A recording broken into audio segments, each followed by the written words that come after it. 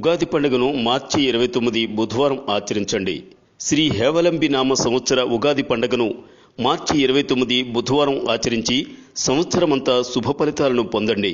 28 మార్చి మంగళవారం అమావాస్య ఉదయం 8:30 వరకు ఉన్నందున అమావాస్యతో కూడిన చైత్ర శుద్ధ పాడ్యమి సంధి ఘడియలతో కూడుకున్న మంగళవారం ఉగాది పండుగను ఆచరించడం వలన ఆ సంవత్సరం అంతా చెడు ఫలితాలను అనుభవించాల్సి వస్తుంది. 29 బుధవారం బ్రాహ్మీ ముహూర్తంలో సూర్యోదయ సమయానికి చైత్ర శుద్ధ పాడ్యమి ఘడియలు ఉండడం వలన ఉగాది పర్వదినాన్ని ఆచరించాలి.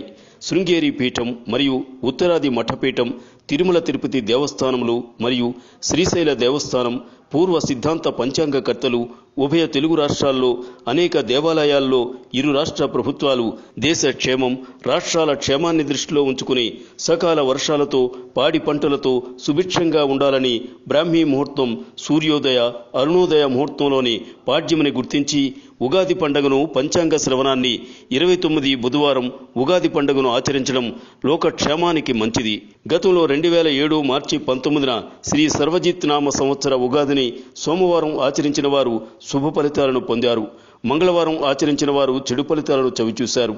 మంగళవారం ఉగాది పండుగను అనేక మంది చేసుకోలేదు.